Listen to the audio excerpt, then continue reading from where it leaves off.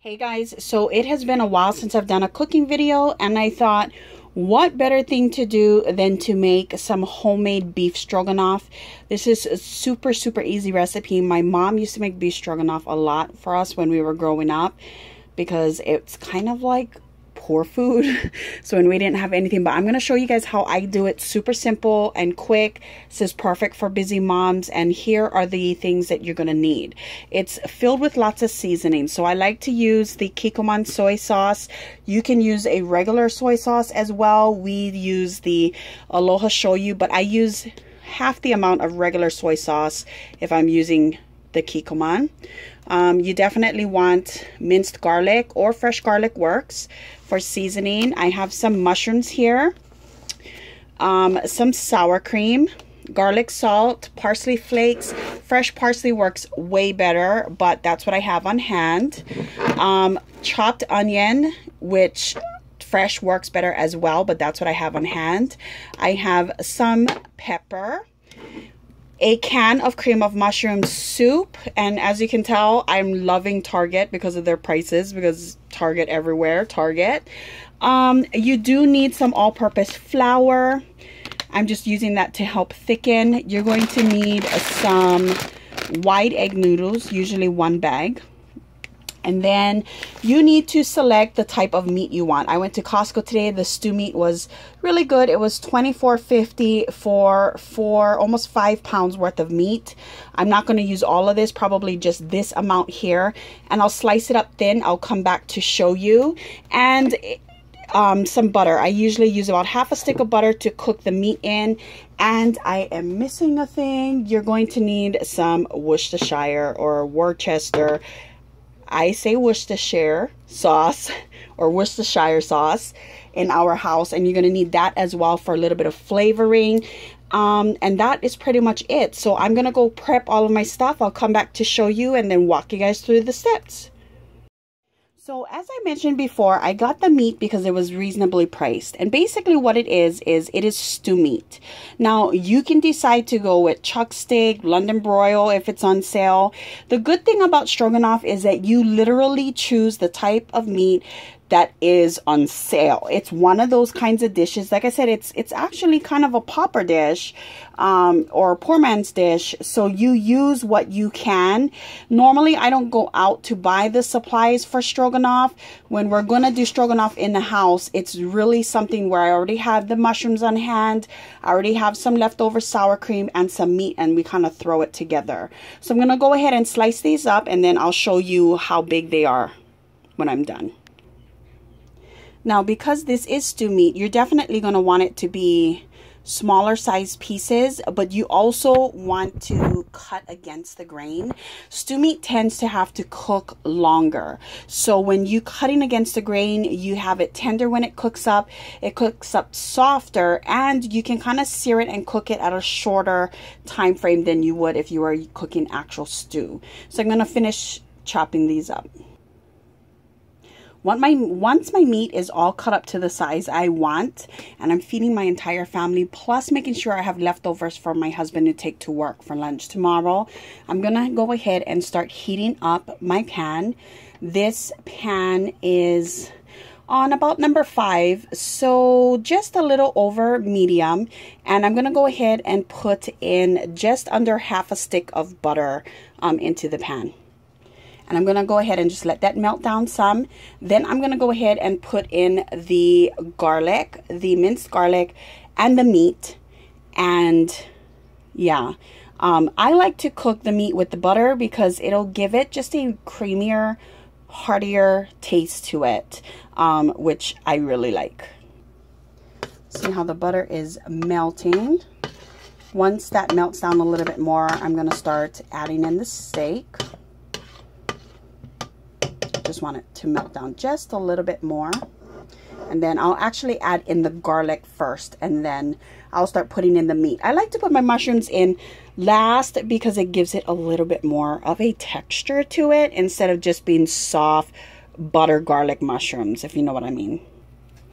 So I'm gonna go ahead and just add in the garlic, and I'm gonna put about a tablespoon. Oh, that might be a little bit too much. There we go. Okay. just let that kind of cook up some.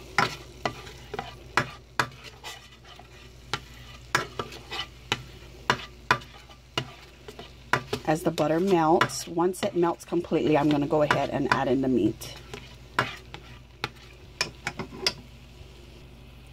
And the butter is melted, so I'm going to go ahead, add the meat in, and let that kind of cook up in the butter. Like I said, it's pretty rich, so you can definitely do a healthier version and cook the meat in coconut oil, but I'm feeling a little naughty tonight, so that is what we're doing right now.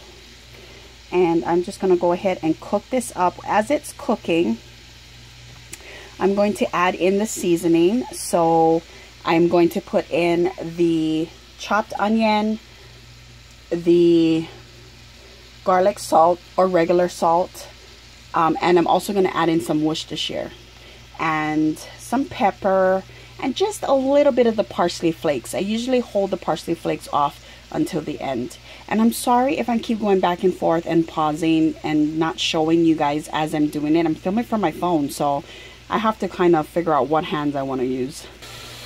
Okay, so I'm going to add in some Worcestershire sauce, and just enough for flavor, not a lot, as you can see.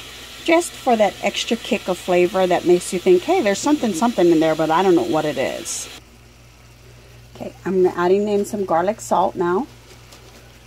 And you'll do this to flavor, however much you want to put or how little. You'll also put in your pepper. I like to put in enough for flavor, but not enough to make it spicy. Then I'm going to go ahead and take the chopped onion flakes and put that in there. As much as you want. I usually put in about a tablespoon-ish or teaspoon, and just a little bit of parsley.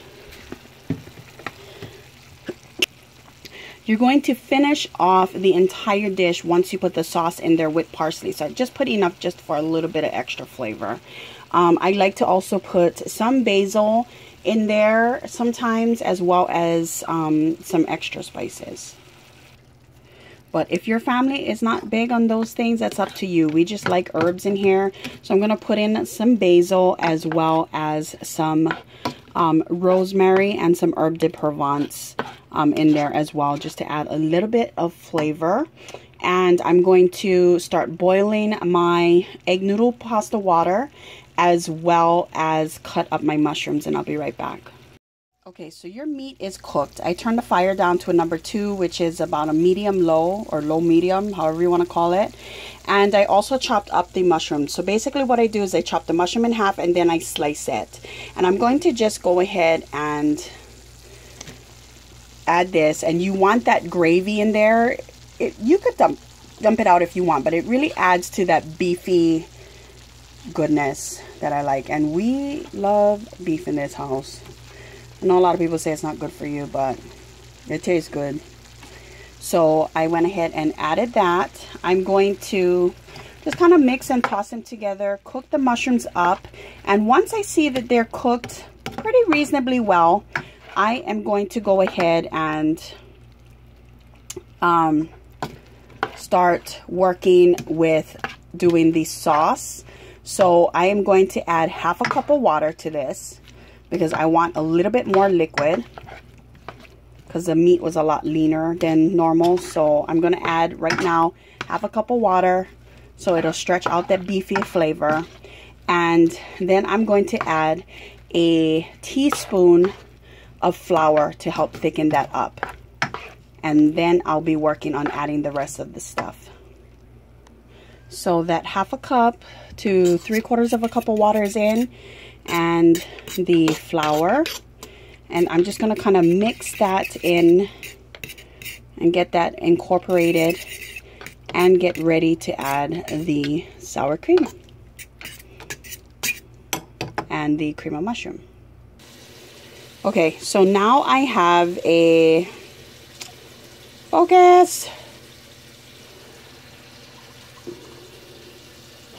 10 10.5 ounce can of cream of mushroom, and I'm just gonna dump the whole thing in because I'm not gonna be able to make use of it afterwards. So I'm gonna put that in and combine it. Once the cream of mushroom soup is all mixed in, now remember I have the flour in there, so this is going to thicken up. I am going to go ahead and add in sour cream, and I usually put in about half a cup because I like that kind of sour cream flavor, but it really is up to you.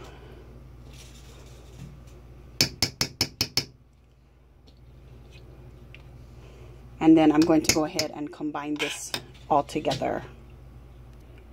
Once the sour cream is combined, that's when I take the Kikkoman soy sauce or any type of shoyu and add just enough for that little extra flavor. And just combine it really well, and then I let it simmer until the noodles are done. Okay guys, so my egg noodles are going to be pulled out right now. They are just perfect. You don't want to overcook them. So about 7.5, 8 minutes. My stroganoff is perfect. So I'm going to go ahead and plate this up and I'll show you guys the final results. So first, I'm plating up the noodles. Okay, so there is the sauce with the stroganoff on top of the noodles, and you want to just finish this off with some parsley.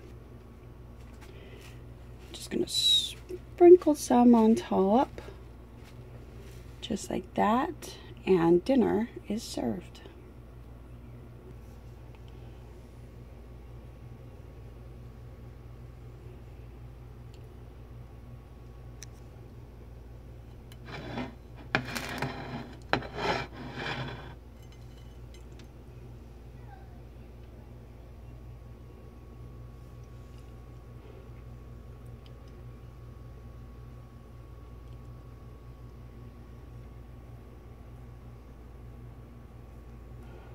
This recipe is so easy, guys, and it tastes so good. I hope you guys enjoy it. Bon appetit and enjoy.